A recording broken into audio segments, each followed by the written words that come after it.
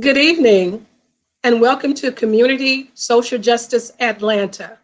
I am Eva McMillan, and I will be your host tonight as we discuss the Georgia runoff. Go ahead and share our page of Community Social Justice Atlanta to your page so that everyone will get an opportunity to see what we are discussing tonight.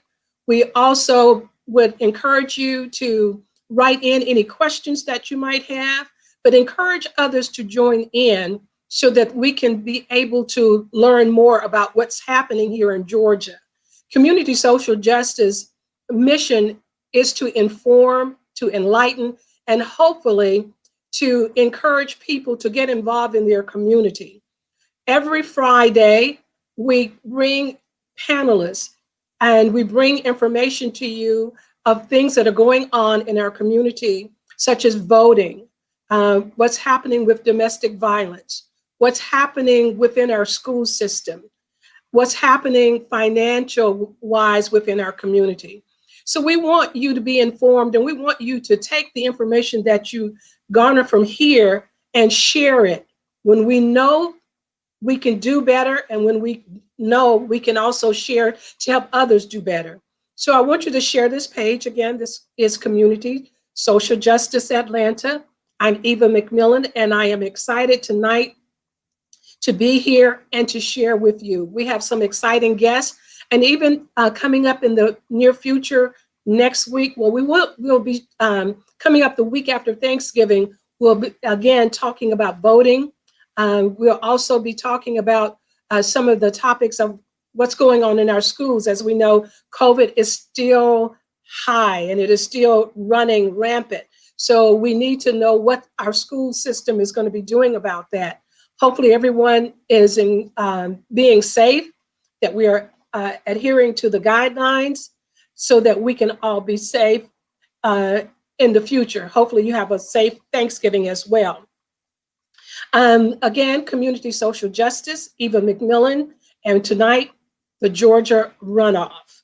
We have some exciting guests that we want you to listen to. These guests have been vetted. They are leaders in the community. They have been on the front line with voting, with the election, with activities that are going on within our community. And so we just want you to listen to what they have to say, and hopefully you will hear something and then you will share what you hear. Again, share this page so that you can help to inform others. We tend to believe that those that are looking at our page are people who are informed and people who want knowledge. Our first guest tonight, she's been on many times here at Community Social Justice, and we're bringing in our very own sister, Mrs. Darlene Johnson. Welcome, Darlene.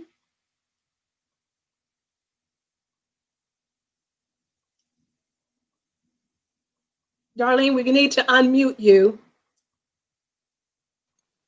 Good evening, everyone. Sorry about that. My name's Darlene Johnson. I am currently on the board of elections and registration in Clayton County, and I'm happy to be here to share some exciting news with you about our elections and the runoffs and our new equipment. Thank you so much. We are so glad that you're here because you always bring important information to us and to our viewers.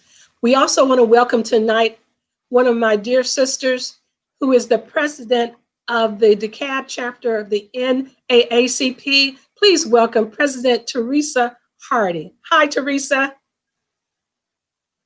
Unmute yourself, please. Right.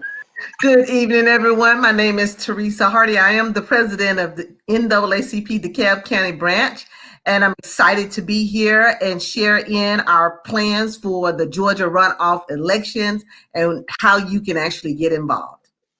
Thank you so much. Our next panelist tonight is no stranger to community social justice, and he is no stranger in DeKalb County. He is none other than Commissioner Larry Johnson. Welcome, Commissioner. Hey, how are you? I better not be no stranger in the cab. How you doing? It's good to be back. We're so glad that you are here. Now, Yeah.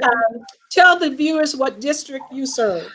Yes, ma'am. I'm in District 3 in DeKalb County. It goes from Edgewood, Eastlake, Kirkwood, Caroline Street, all the way over to Ellenwood, up towards Flat Shoals, over to Wesley Chapel, Covington, and it covers Memorial Drive, Candler, Columbia Drive, Moreland Avenue. So there's 150,000 people.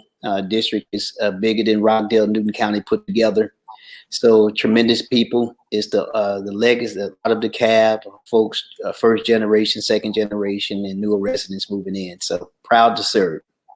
Well, we are proud to have you as the commissioner here in District 3. So thank you for your service, and also thank you for all of the efforts that you put forth with the census, that it became a success in especially in DeKalb County. Thank I'm a you. DeKalb County resident, so I appreciate that.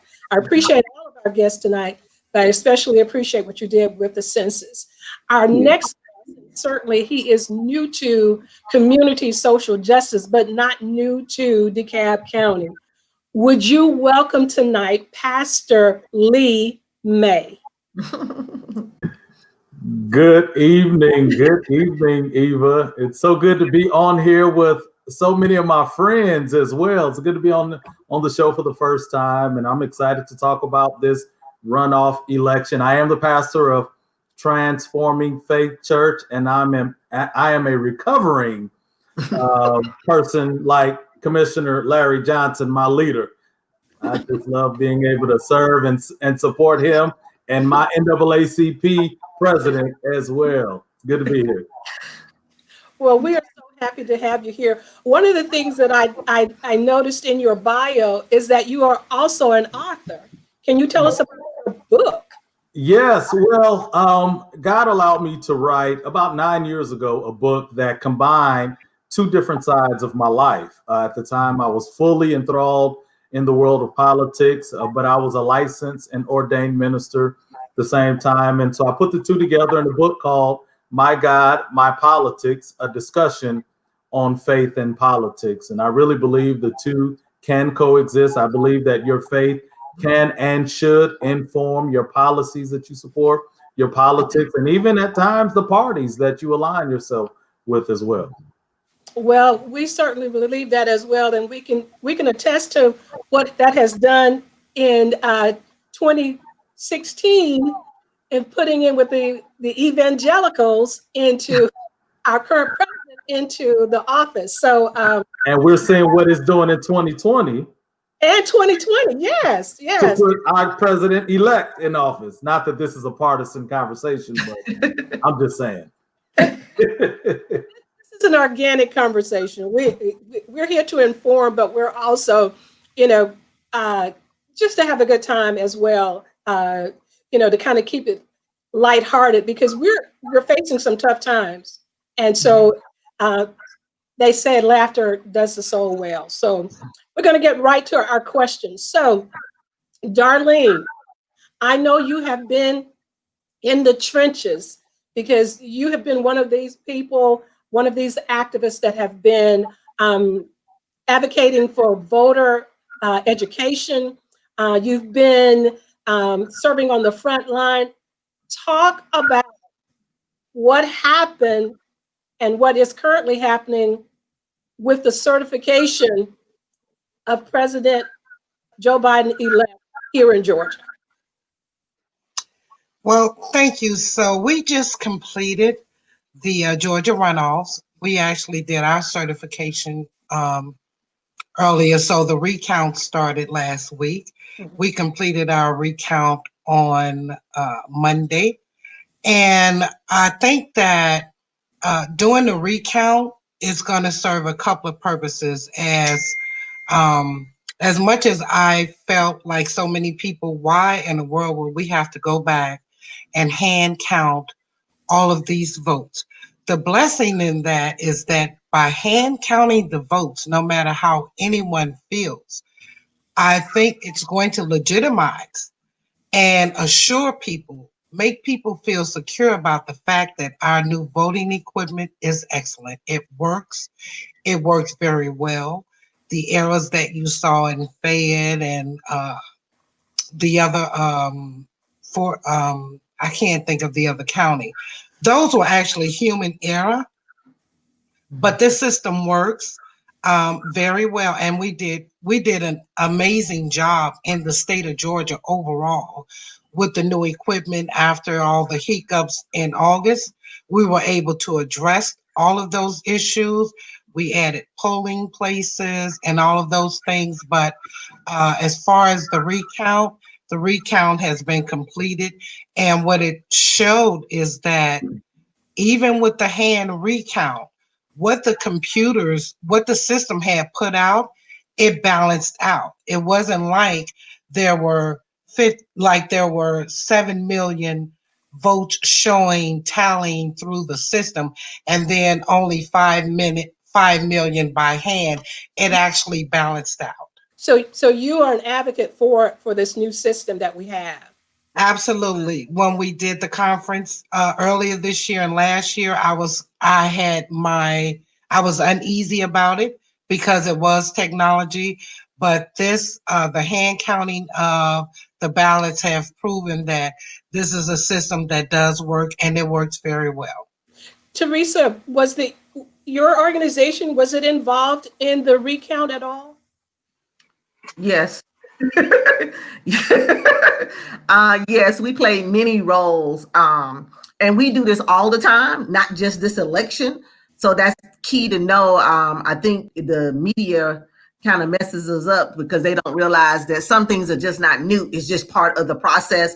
And this is the job that we've been doing from day one. And yes, we were involved in the beginning and the end, and still involved right now, so that we could prepare for the runoff December 1st, which is coming up, and then also January 5th. The key thing is not to forget that there's an election out there on December the 1st. And I know everybody goes to U.S. Senate, but even in that U.S. Senate race, there's also the Public Service Commissioner. And that's what we're getting all mixed up in, how important this runoff is to our daily lives. It's one thing to get a president, but if you don't have the body that needs to make things happen, that is going to be the problem. And it was true to how our people voted when a lot of people voted at the top and didn't go all the way down to the ballot. So we got a lot of work to do. Yes, we do. People to make sure that everybody go all the way to the bottom. You need to flip it over, and if you're doing absentee ballot, or go to the next page, but every part of the ballot needs to be adhered to with each voter. That brings up a question that I wanted to really talk about is, I had someone to say to me, this was during when Stacey Abrams was running, and the comment was, I really hope that there is not a runoff because people of color typically do not come and vote in runoffs. Mm-hmm. So, Commissioner Johnson, is that a correct narrative? And if so, what can we do to change that? Well, just based on the data that has shown that it is true, but it doesn't have to be the norm. I mean, if you look at 2020, you look at past elections, you look and you will see that the most people voted ever before, and most of the people did it by mail. So we have broken these what I call trends, and so I see that trend could be broken easily by going out and get that same momentum that we use to do the mail-in ballot, and that you use to people want to vote in person. So I mean, people of color showed out. That's why they did it in both parties. The Democrats and Republicans benefited from women and minority votes, and it showed based on the presidential election, they had most votes ever. So that means our folks voted more than we've ever voted before. So I think that's crucial when we talk about the narrative that people don't come back out. And I don't like to speak that because I believe every election, you've seen one election, you've seen one election. So this election is so different than other elections. So we have a chance to show that we can do it. And we showed it by voting early. We came out strong, and I think we can do it again. I mean, I know the holidays are here, but there's so many other factors that has, I mean, social media was not as active if you say 2016 and before, but now everybody's on it. Everybody can use it, and it has galvanized a lot. And I mean, you think about this year, you're dealing with police brutality, you're dealing with racism, you're dealing with folks who are just tired of just being negative. Tired of being sick and tired. Right. So it's a different. You got a millennial group, you got a Generation Z, and you got the Xers are now stepping up to the plate more than ever before. So it just I won't say that in this election, but I think it's more factors that can lead us to buck that trend. One of the things that I read is that there's an untapped voter pool of 17-year-olds that are actually will be turning 18 before the election. Right. Anyone have any initiatives to kind of get that information out there to garner those votes, to get them registered?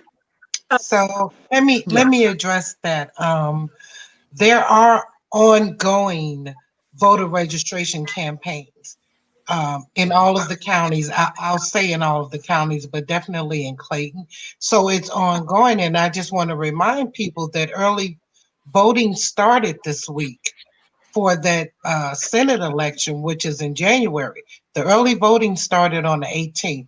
So if we need to get registered, if we're going to do mail-ins and any of that, the early voting has already started. But as far as tapping into those 17-year-olds that are going to be turning 18, there are still a lot of very active campaigns going forward. And to address Teresa's comment, we do need a lot more voter education. And when I say voter education, I don't mean telling them when the elections are. I mean on how to fill out a ballot.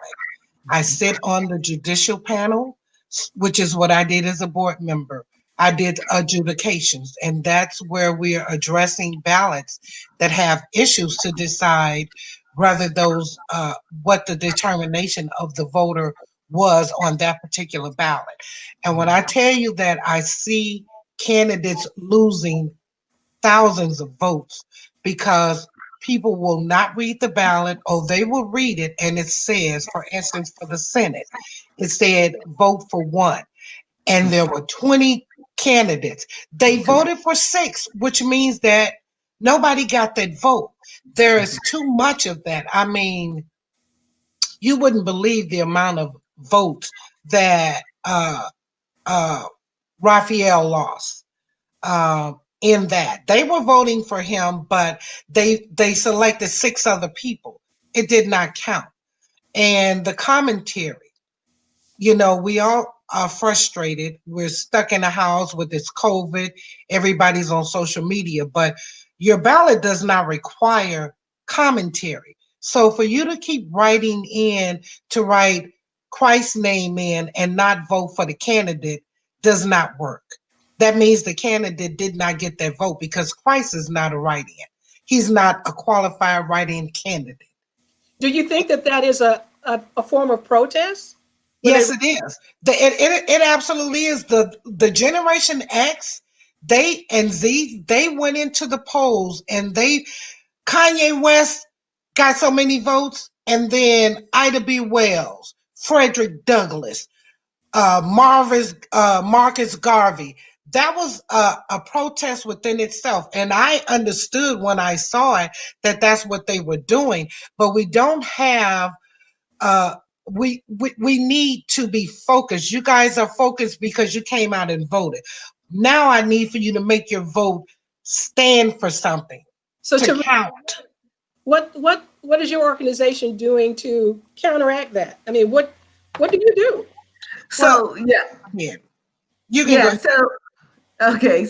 So we do have a direct campaign to get that 20, I think it's 25, about 25,000 youth that will be turning the age to be able to vote in the January 5th election for the state of Georgia. So there is an initiative to actually get all the youth in. We, NAACP, along with all the organizations, social justice organizations, everyone is coming together to do just what Ms. Darlene was talking about, which is to educate. But I think we're going to really drive at getting people back to the polls.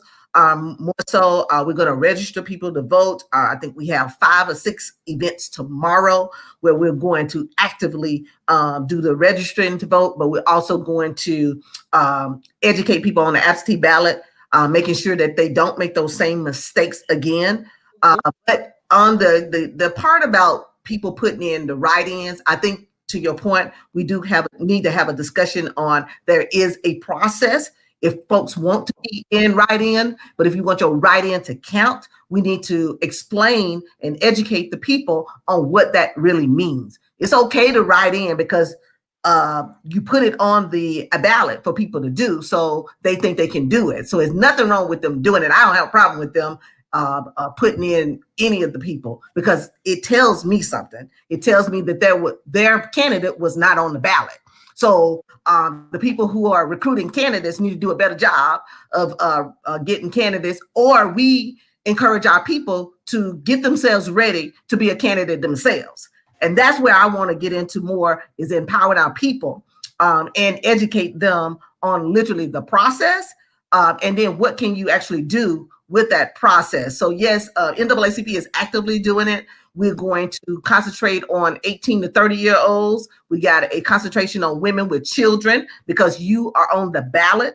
And we got an initiative to get people of color back out to stop that stereotypical perception that we don't come back to the polls. They said we didn't vote in these last 2 or 3 elections, but we do vote. If you look at the data, Black people do vote. We just may not vote how you want us to vote, but we do vote. And we will come back out and vote again December the 1st and January 5th. Okay. I read this, and I'm going to read this. This is a statement from a group that I follow, and it says, 2 Georgia runoff elections will determine the balance of power in the U.S. Senate. The balance of power in the U.S. Senate. Let's talk about that, because this race is so important. And I don't know if really people, well, I can't say that. I'm just going to say, I believe that all eyes are on Georgia. And because all eyes are on Georgia, it's imperative that we basically get the information out and get the people to do their best. Pastor May, what do you think we should be doing? I mean, because this isn't talk about this runoff and what does it actually mean here for Georgia and for the United States? Well, I think we have to focus on a message that resonates with our people, right? And I'm talking about Black folk, right? Here's the reality. The balance, like you said, of the Senate rests in these 2 elections. Now, if these 2 elections go a certain direction, we will have an African American vice president that would be one of the most powerful vice presidents in modern history. She would have the tie-breaking vote, as the Senate is currently composed, to help make sure that we get good persons in the cabinet, to make sure that we get good policies that are passed that the Senate currently is just sitting on. I mean, things like the Justice and Policing Act, things like even the reparations bill that the House passed previously. Things have passed out the House but are sitting in the Senate, and to get the possibility of getting things that directly impact our community, people that look like us, in the United States Senate is critical. And I think that's one of the messages that we have to continue to push, because people just want to know that their vote is going to have a direct impact on their lives. And many times it's just hard for them to see it. And so we have to make sure that we adequately communicate that message to them. Now, both of you gentlemen, because I've read your bios, you have been the first in so many cases of in your careers. So when you talk about her being, and I followed Vice President-elect Harris, she has been the first. And so, are we saying then from your comment that perhaps that is what we should be pushing, that for our people to understand that, hey, here's the first, and she could be the first of many to come if we do this thing the right way. What do you say to that, Commissioner Johnson? I agree. I mean, but part of the first is to make sure you have the power to make some other firsts. Yes. That means help us with these student loans. Yes, sir. Help us get a stimulus check. Help us get these small businesses back on track with some type of relief. Help us with more affordable housing. I'm tired of the extended stays being used as a shelter. There are a number of shelters. We need some more housing, and help us with infrastructure. I mean, we need more help with our rail systems. We need healthcare. So all of those things, in terms of them trying to fight to eliminate Obamacare, all those things will go away, and that makes this first significant. Otherwise, we just have a first, and you have no power. I mean, it's racism. We need change in policy, and I think what our pastor is saying, we got to go to the next level. We can't just stop at the first. And we did that with President Obama. We were so happy with him being the first. When we look back on policy changes and things that impact us, we seem like we're still fighting.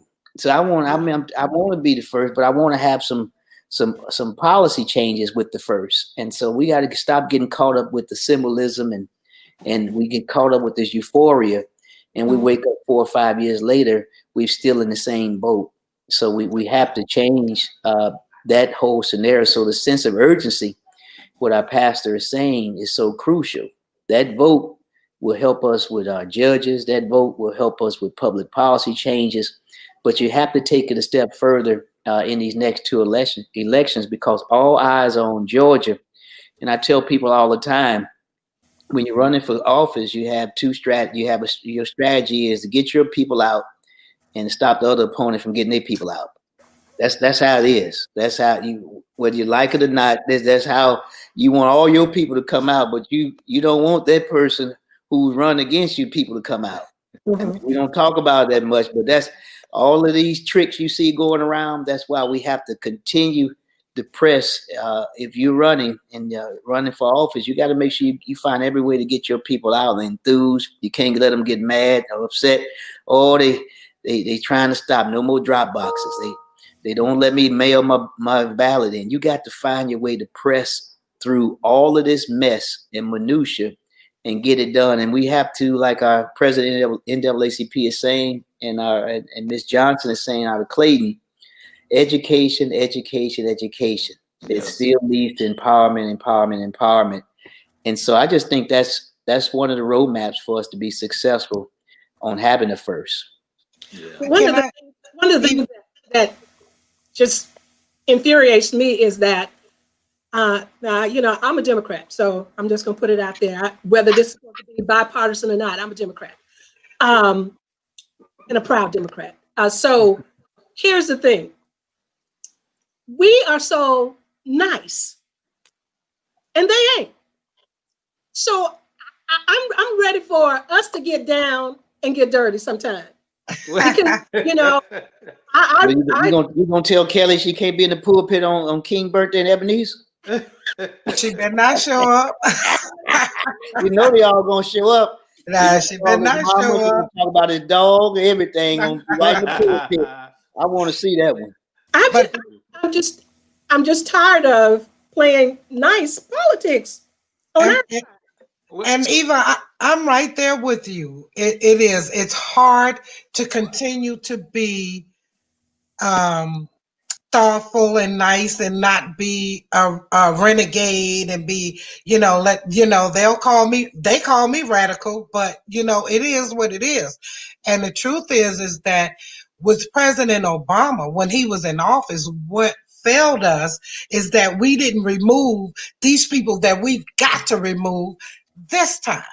Okay, we need to change the Senate. We have to change those other boards in order to give her the power to be able to make the necessary changes. And where we seem to fall short is always with our local elections. We can't lay down on our local elections. And that comes all the way down to our commissioners. We've got to stop laying down on our local elections and things. And just because they're black, I've heard this. Your kin folks ain't always your skin folk. Your skin folk ain't always your kin folk. So we need people that are going to address our issues and help us in our communities. So it's important that we. Is that the strategy that we should be going for? I believe so. We have to address these seats that are open. We need those seats. Absolutely, we need them. Pastor, you had a comment? I think you said the key word, strategy. See, we don't have to get down in the mud like they do. See, they do. That's right.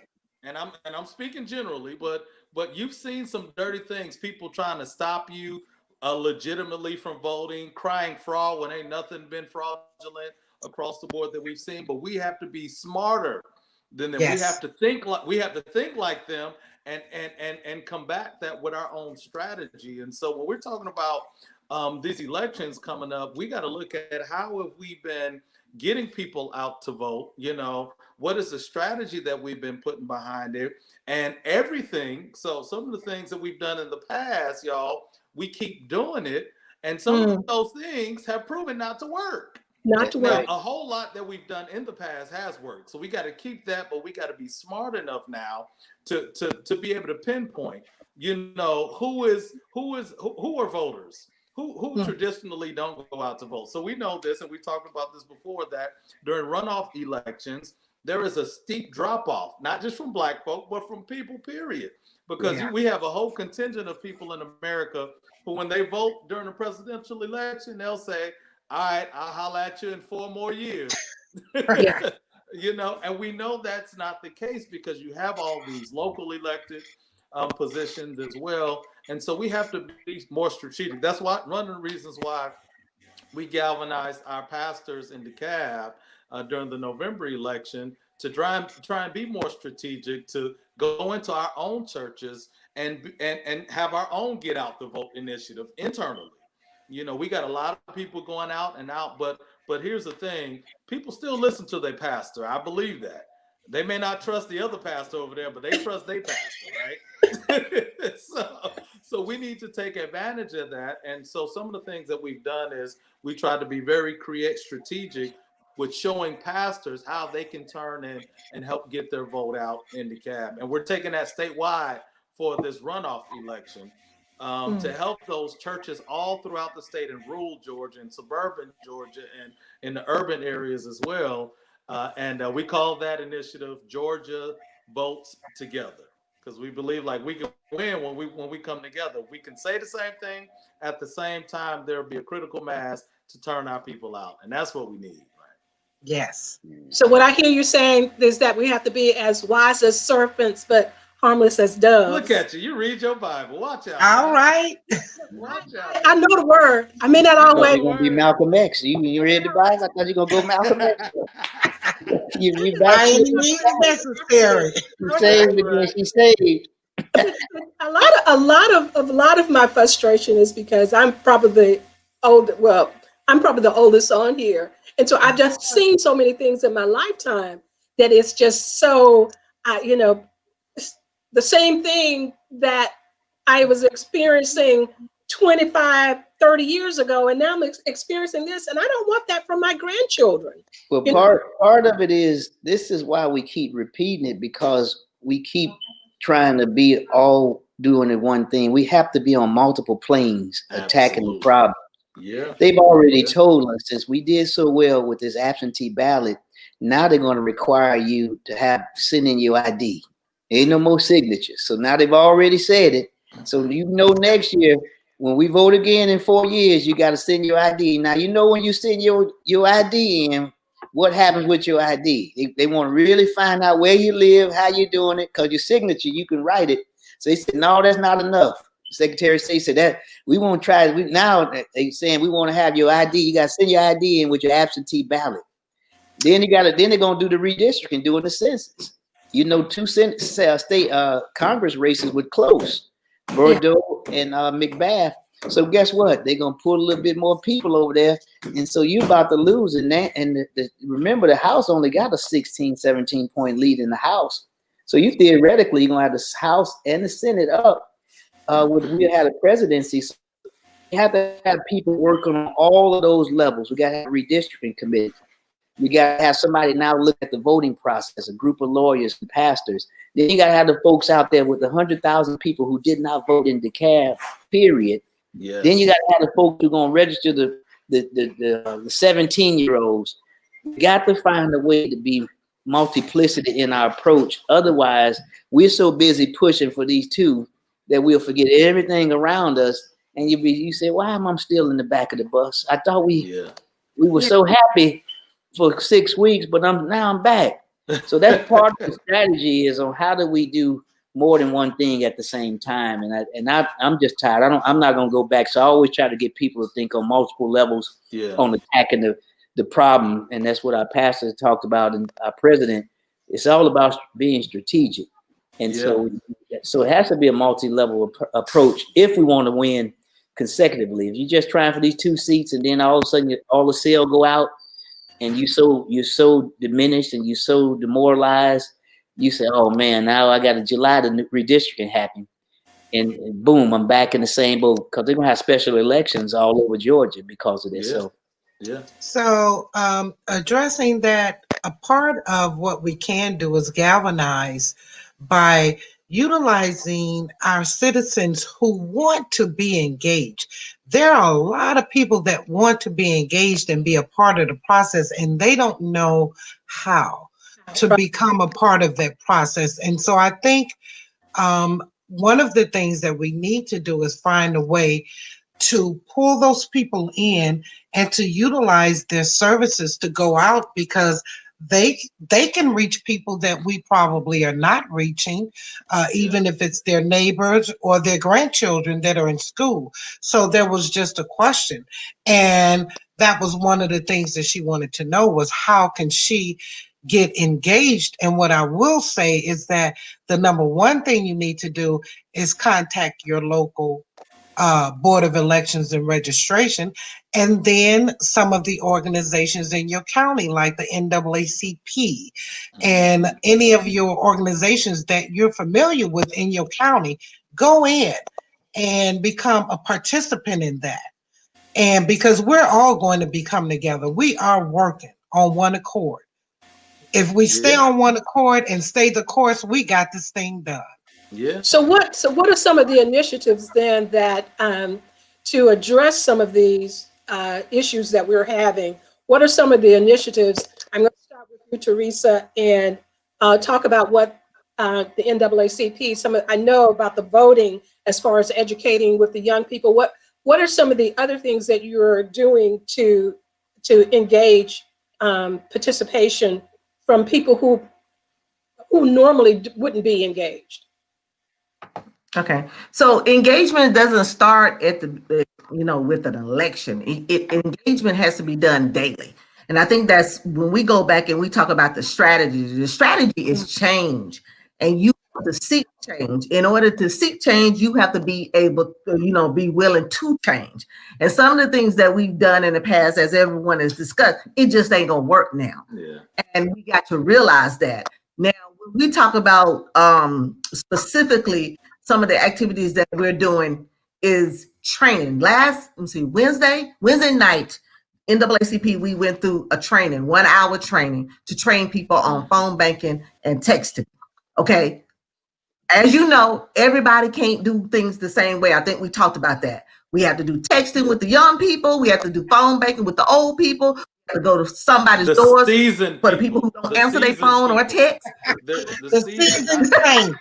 Okay, Okay. the seasoned people. Okay, the seasoned people. But the key is we have to have a plan for everyone. We have to make sure that the pastors are talking about this every week, not just during election. Because what's happening is we're coming in at the end game, and people are still don't understand, and that's why Ms. Darlene is coming and telling us that people are writing in people's names, and that ain't even a process, right? So we need to talk about this. This is our new gossip. It has to become our everyday gossip, and you need to be doing the same thing everywhere we go. You need to talk to your people to the left, to the right, to the front, and to the back of you every day about civics. This ain't changed. When the election was over, that's the beginning. Because if you do not hold anybody accountable that's been elected, you have done your vote no good. Okay? To count, you got to be engaged. You got to make sure that people are held accountable at all levels. You got to do your part. And when people come to us and say, well, what should you do or what can I do? I give them something to do. I told our committee chairs, our leadership, we can no longer have people come in and say, I want to help and don't have a task for them to do. Because if you bring them in and you don't have a task for them to do, they're not going to do anything. So when they come in and say they want to do something, I said, what do you like to do? Okay, cool. You can answer the phone. Okay, you can get this link here and you can call people and remind them to go vote. Or you can hold signs on the streets, on County Road, and make sure that everybody knows that you want them to go vote. Everybody has a part to play. And I was elated to be able to talk to the young people. I talked to the third and fifth graders and the Girl Scouts. And they wanted to know, even though we're not voting, what can we do? You can talk to your mama, your daddy, your aunt, your grandma, and ask them who they're going to vote for, or tell them who to vote for. Because remember, everything that we're putting in place right now impacts us for the next 5, 10, 20, and 50 years. So we need to make sure that everybody takes part in this election, in civics in general. Okay. Now, I keep hearing the same we need to do things differently. Okay. Mhm. So, Commissioner Johnson, name one thing that you would like to see done differently. I want to see more mobile voting machines. The second thing, I would like to see us be able to vote at any precinct, not just do early voting.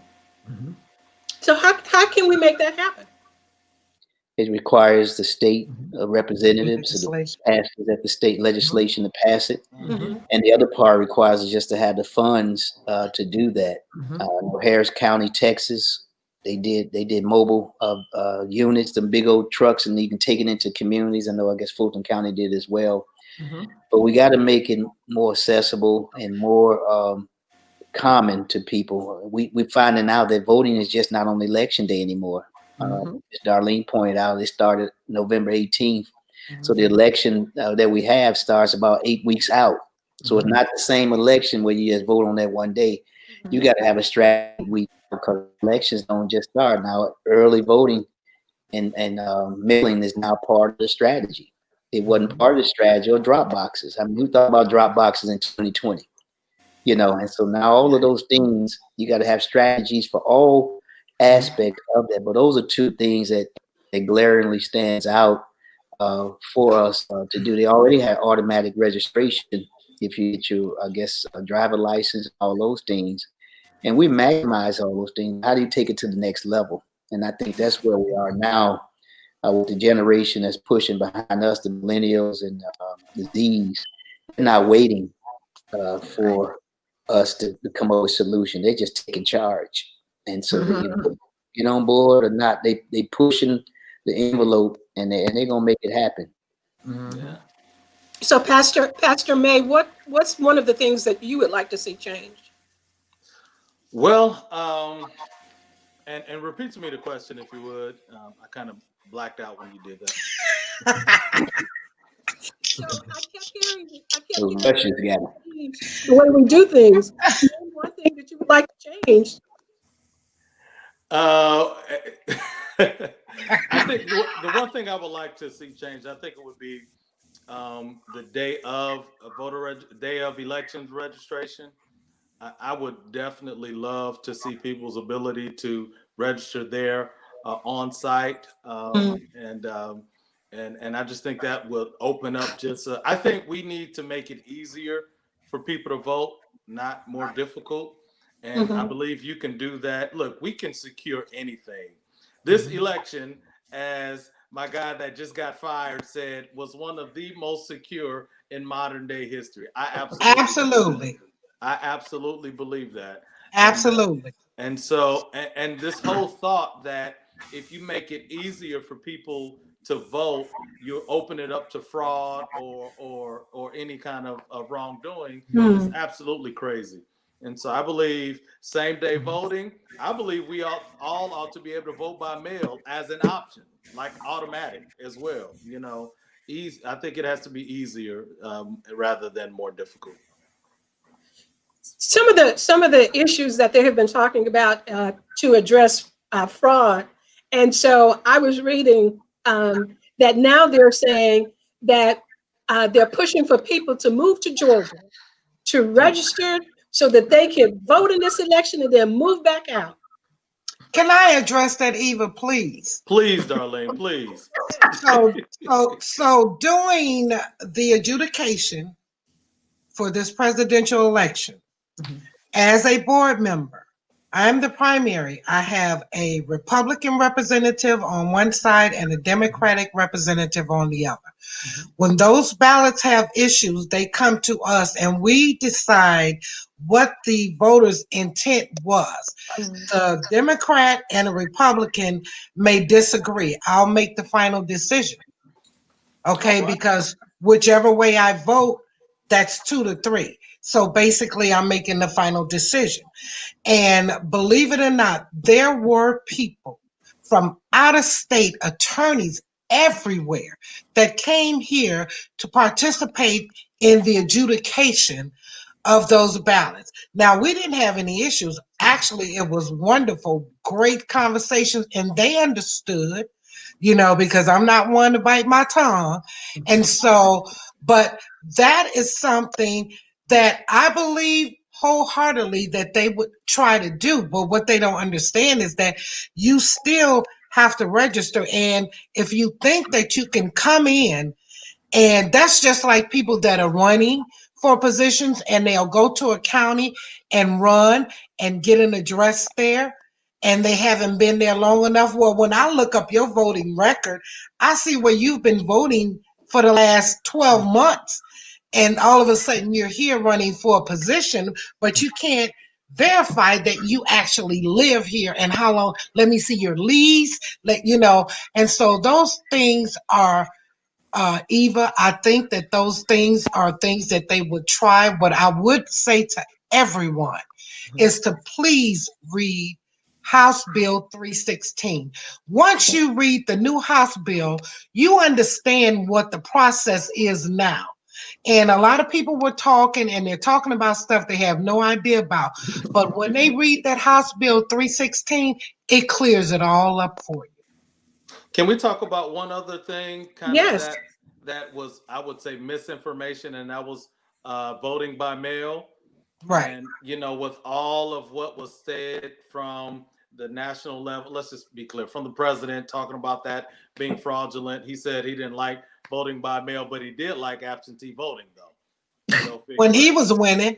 Exactly, when he was winning. And to that point, Darlene, the reason why I mentioned that is because it only became a problem when people of color and Democrats used it because of this pandemic to vote.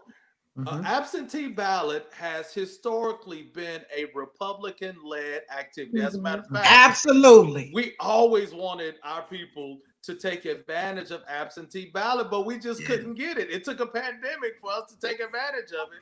And you see what happened when we voted by mail and when we voted in person early. Now they mad. Let's be clear. I'm bringing my youngest. They mad now because we have taken advantage of something that they have taken advantage of for decades now. Yeah. For and decades. now all of a sudden it's fraudulent, No, Absolutely.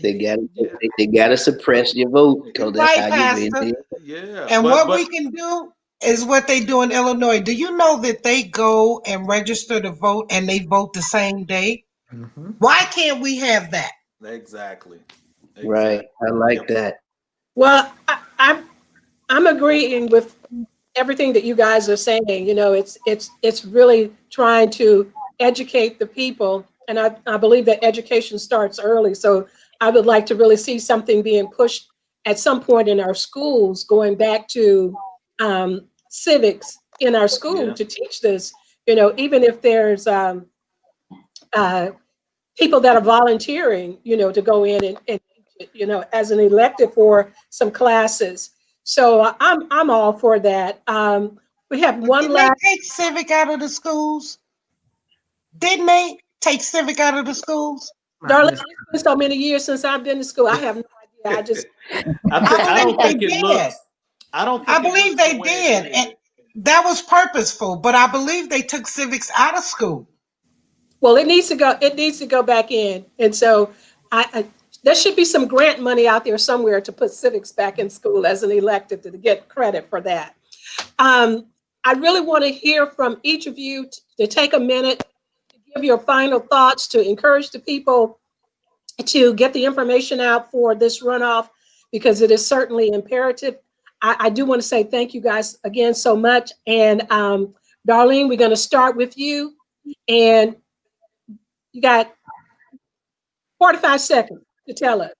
Okay, I would like to just encourage everyone to sit down, get that House Bill 316, and while we are doing our educating to our public and to whatever group you're educating on elections, take House Bill 316 and read it, share it, and then de- decipher that.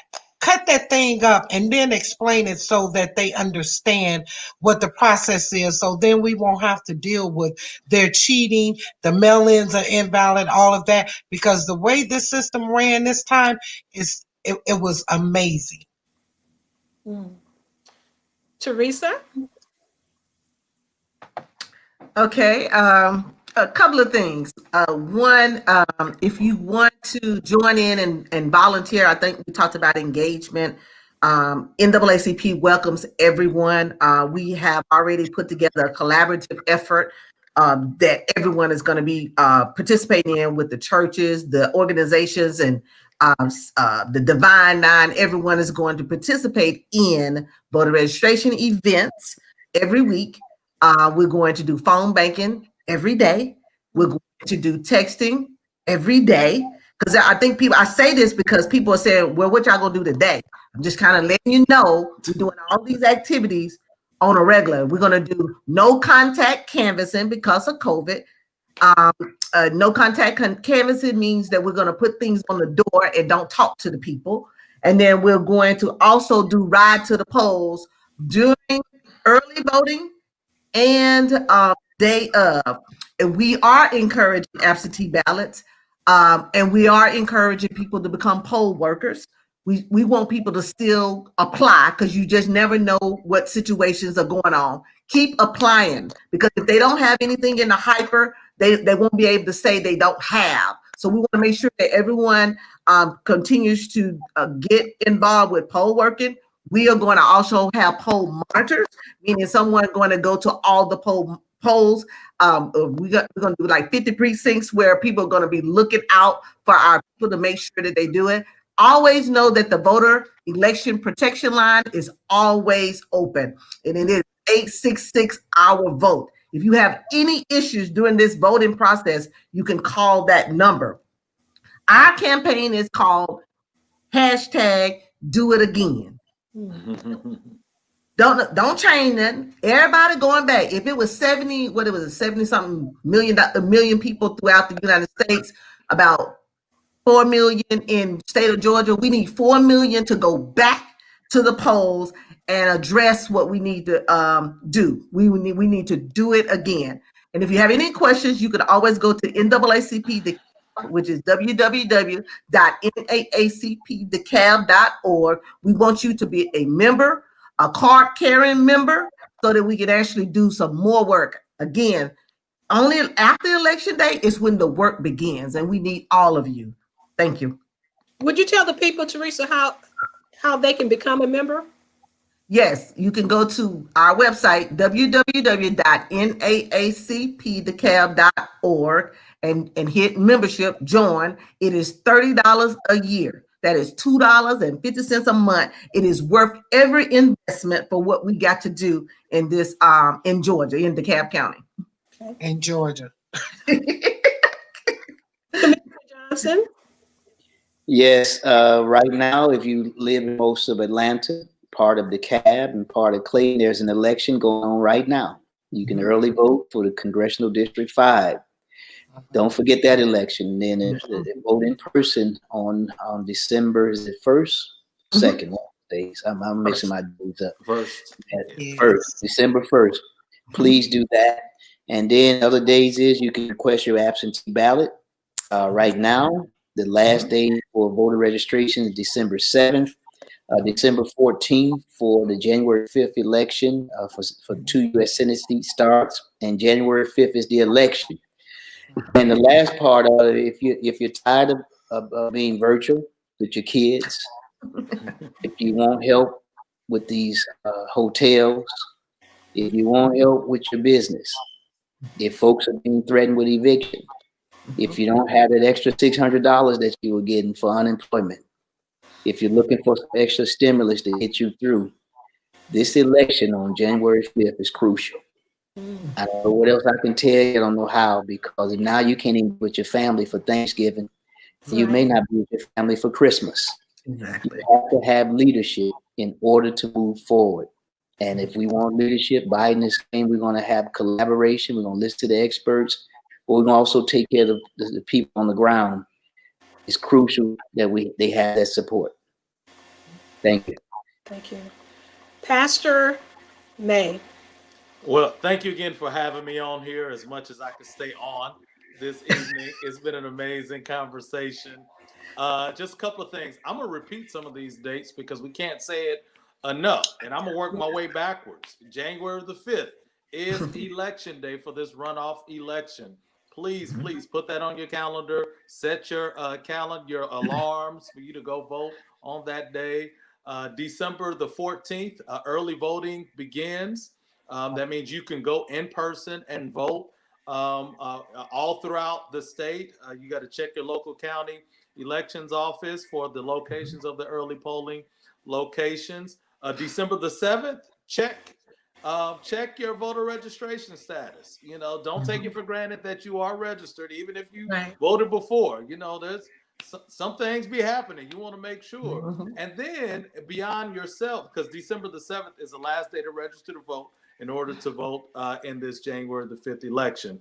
But if you're okay, then check your family members, your nieces, your nephews who may be turning 18 or have turned 18, or, you know, or you just have questions. Encourage them to register to vote. Our campaign, Georgia Votes Together, it's initiative of the DeKalb Pastors Christian Alliance. We are promoting voting early by mail. And so we want to encourage you all to request your absentee ballot. You can begin requesting that right now. Today, I've already requested my ballot for the January 5th election. Request your ballot. Go to the Secretary of State's website, and you can now, this is one of the good things that the Secretary of State has done, is made that an online portal.